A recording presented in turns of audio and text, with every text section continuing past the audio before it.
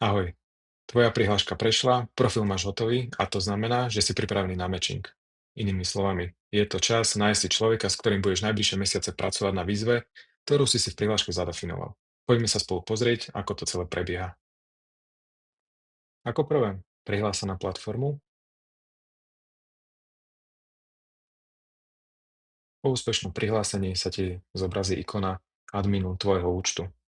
Klikni naň a vyber si Môj mentoring. V tejto časti vidíš prehľad o mentoringoch, všetkých, ktoré máš na platforme, samozrejme aj vrátane mentoringového networku pre Svetové Slovensko.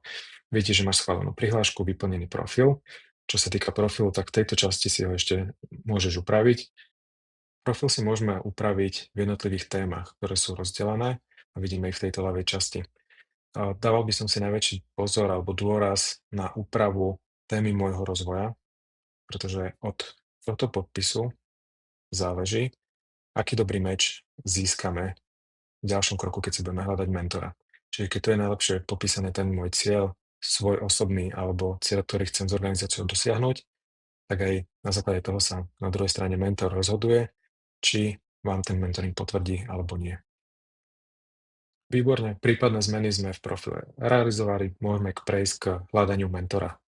Na pozadí prebieha matching a získavam odporúčania pre seba. Na prvom mieste sa zobrazujú mentori, ktorí sú odporúčaní z Leafu. Na ďalších miestach sú mentori a mentorky na základe AI matchingu, teda na základe toho, do akej miery sa zhoduje náš profil s profilom mentora. Niektorí mentori v zozname majú označenie booked. To znamená, že tento mentor je už obsadený iným mentým. Odporúčame ti osloviť iného mentora so svojou výzvou. Aj mentor s označením booked môže byť oslovený, avšak rátaj s tým, že kvôli kapacitným dôvodom nemusí tvoj mentoring potvrdiť. Pod každým mentorom vidíme vysvetlenie, prečo došlo k zhode a na základe akých parametrov. Týchto mentorov si môžem prechádzať v rámci celého programu. Keď kliknem zobraziť všetkých mentorov z mentoringového networku, tak vidím aj ostatných mentorov, ktorí už nemajú pri sebe označenie typ alebo percentá zhody, takže takto sú vylistovaní všetci mentori v rámci mentoringového networku pre Svetové Slovensko. Ak chceme vyhľadať iných mentorov, aby vyhľadávanie bolo presnejšie alebo mierne upravené, tak si môžem upraviť, respektíve zmeniť aj text v tomto okne, čo je vlastne text dotiahnutý z našej prihlášky do programu, kde sme si stanovili svoje rozvojové ciele a tieto ciele môžem upraviť. Tieto ciele som si upravil a dám opäť hľadať mentora.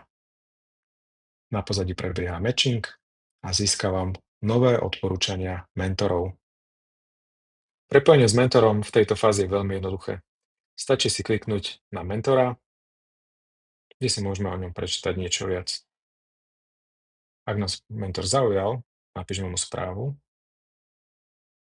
a v tomto momente čakáme na vyjadrenie mentora, či príjma našu výzvu na mentoring.